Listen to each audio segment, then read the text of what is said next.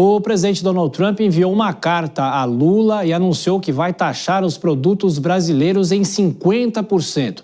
Nosso correspondente nos Estados Unidos, Eliseu Caetano, traz as últimas informações. Quais os principais pontos dessa carta, Eliseu, que foi enviada por Trump a Lula? Muito bom te receber ao vivo aqui no Jornal Jovem Pan. Bom trabalho. Oi, Tiago, muito boa noite para você e para todos que acompanham o Jornal Jovem Pan. É sempre um prazer estar aqui ao vivo, trazendo as principais notícias do dia no mundo. E dessa vez é uma notícia não muito boa, principalmente para nós brasileiros, viu? A gente fala ao vivo, direto dos Estados Unidos, 7 horas da noite, com 3 minutos neste momento na costa leste americana. Temperatura de momento aqui no sul da Flórida, 30 graus Celsius, ainda um sol muito forte lá fora, muito calor, Tiago, mas como eu tenho dito ao longo dessa tarde inteira aqui na programação da Jovem Pan, onde certamente está mais quente hoje é na capital americana, Washington, D.C. Tudo porque o presidente dos Estados Unidos, Donald Trump, que há um tempo já vinha ameaçando tarifar o Brasil, o fez na tarde de hoje, viu? Donald Trump enviou uma carta agora há pouco, oficial ao presidente brasileiro Luiz Inácio Lula da Silva, anunciando a imposição de uma tarifa de 50% sobre qualquer produto brasileiro exportado aos Estados Unidos, já a partir do próximo dia 1º de agosto. No documento de 2 páginas, Trump afirma que o Brasil tem promovido práticas comerciais injustas ao longo dos anos e ainda critica severamente o julgamento do ex-presidente Jair Bolsonaro, chamando o processo de caça às bruxas e de desgraça internacional. Segundo ele, nesta carta endereçada a Lula, esse julgamento deve ser encerrado imediatamente. Trump também acusou o Supremo Tribunal Federal Brasileiro de ataques insidiosos contra a liberdade de expressão e os direitos de americanos, mencionando ordens de censura a plataformas de mídias sociais dos Estados Unidos e ameaças de multas e de expulsão do Brasil. A carta menciona especificamente que, como resposta a essas ações e à falta de reciprocidade comercial, os Estados Unidos vão cobrar uma tarifa fixa de 50% sobre todos os produtos brasileiros, independentemente de tarifas setoriais já existentes. Produtos transbordados por terceiros países para evitar o imposto também vão ser atingidos. Trump ainda afirma que a relação comercial entre os 2 países, Brasil e Estados Unidos, tem sido muito injusta e que a tarifa de 50% é menor do que o necessário para equilibrar o campo de jogo. No entanto, Trump abriu a possibilidade de recuar na medida caso o Brasil abra os seus mercados ao comércio americano, elimine barreiras tarifárias e não tarifárias e facilite a instalação de empresas americanas em território nacional. Nós temos 2 trechos que separamos ainda há pouco dessa carta que eu acredito que seja interessante da gente trazer aqui à tona e sublinhar.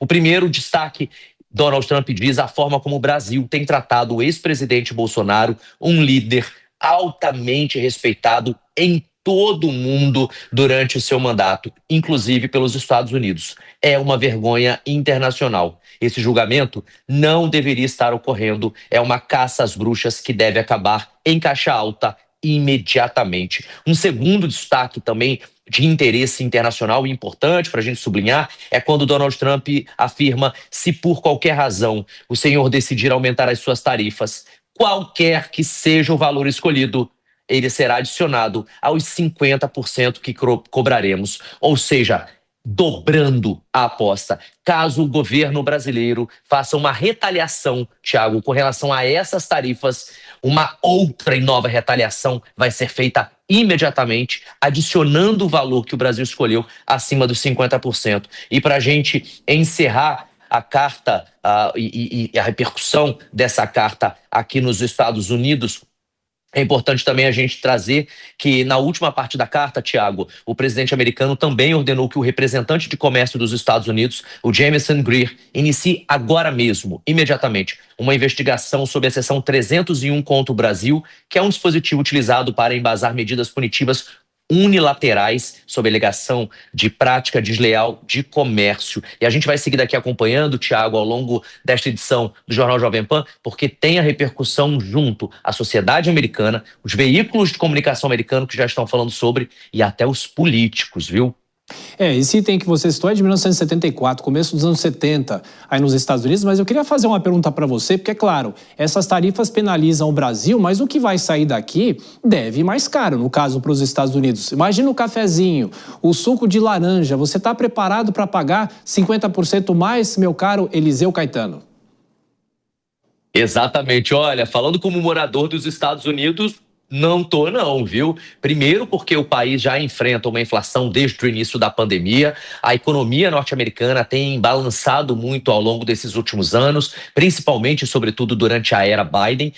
E agora, com Donald Trump, aparentemente, a situação tem se acalmado, mas ainda não voltou ao patamar anterior ao da pandemia. Portanto, isso significa, Thiago, que as coisas continuam muito caras por aqui, tanto para o americano quanto para quem mora aqui e até mesmo para os turistas, para os visitantes. Não está barato mais vir à Disney, mas conhecer Nova York, por exemplo, como era para algumas pessoas há alguns anos atrás. Agora, essa situação deve piorar bastante nas últimas horas se houver uma réplica do governo brasileiro. E claro que a gente vai acompanhar isso aqui na programação da Jovem Pan News, Thiago. Eliseu Caetano, nosso microfone Jovem Pan nos Estados Unidos. Daqui a pouquinho também a gente vai passar a resposta do presidente Lula. Ele tuitou agora há pouco falando sobre essa decisão do governo americano. Já aqui no Jornal Jovem Pan, vou chamar já as nossas comentaristas, começando aqui pela Dora Kramer. Tudo bem, Dora? Bem-vinda, boa noite. É algo que ainda os analistas estão digerindo para saber o que pode acontecer. Tem a consequência econômica, mas é uma decisão econômica tomada por causa de questões políticas. Não é isso, Dora? Boa noite. Boa noite, Thiago. Já vou dando boa noite a Deise, que está hoje com a gente aqui. Boa noite a todos que nos acompanham. Exatamente isso. É uma decisão. Essa decisão de penalizar o Brasil, ela tem motivação política. Tem aí um pouco de BRICS, mas o próprio Trump abre a carta falando do Bolsonaro. Então, ele resolveu se imiscuir em questões internas da política e na justiça para defender, coisa que ele já vinha fazendo, o ex-presidente Jair Bolsonaro, réu no Supremo Tribunal Federal e condenado pelo Tribunal Superior Eleitoral para ficar inelegível. Muito bem. Ele faz isso para ajudar. Agora, eu tenho uma visão política dessa história que é a seguinte: isso pode criar um baita de um problema para o Bolsonaro e companhia. Por quê? Se as punições ao Brasil se materializarem mesmo, se ele levar adiante, e se isso render prejuízos concretos, materiais, palpáveis ao Brasil, ao país, todo brasileiro será atingido, bolsonarista ou não bolsonarista, todo mundo. E aí, quem é que vai ser o carrasco dessa história? O Trump. E isso reflete, evidentemente, nos apoiadores dele aqui dentro, internos. Então, e claro, que quem é que fatura bem com isso? O presidente Lula, que vai poder ir para o palanque batendo no peito, dizendo que é padroeiro da soberania nacional. Então, eu acho que isso, para usar um lugar comum, não gosto muito de chavão, mas esse é irresistível, é o chamado tiro no pé. Aquele tiro que é dado em direção à culatra. Eu acho que, do ponto de vista político, não sei porque, da economia, o Ministério da Fazenda e a diplomacia, aí eles vão conduzir isso. Aí tem que ser, obviamente, com cautela, mas do ponto de vista político, eu acho que não tem nenhuma vantagem para o campo da direita, ao contrário. Essa taxação, Deise, entra em vigor dia 1º de agosto, se efetivamente acabar tendo validade, porque o presidente Donald Trump recuou em quase todas as tarifas que ele vem anunciando, algumas entraram em vigor, outras não.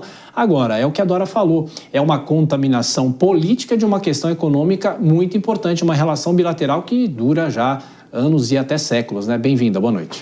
Exatamente, Thiago. O presidente Donald Trump, ele tem preferido usar a chantagem em vez do diálogo, né? Isso tem sido um problema.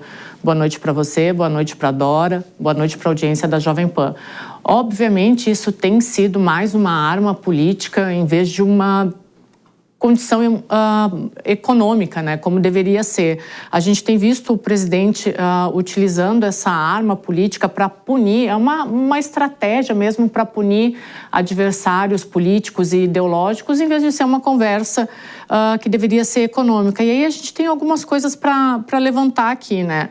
Tem um impacto econômico realista, porque apesar dos Estados Unidos apresentar um superávit comercial de 7 bilhões, 7,4 bilhões para ser mais exata, e o presidente Lula falou sobre isso na resposta dele, tem um superávit comercial de 7,4 bilhões com o Brasil em 2024, eles alegaram um déficit e ameaçaram com novas investigações.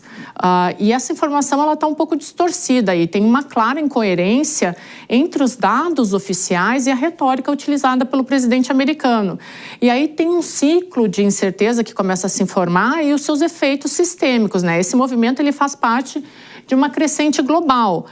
Aí tem a reação brasileira, né? O Brasil acabou reagindo com uma soberania que agora teve uma resposta certa, né? A reação oficial do Brasil, ela foi clássica. Chamou o embaixador, repudiou a medida como imperialismo econômico e lembrou o seu respeito à independência do judiciário, né? Então a resposta foi muito certeira. Agora tem essas tensões entre o direito internacional e a diplomacia ideológica.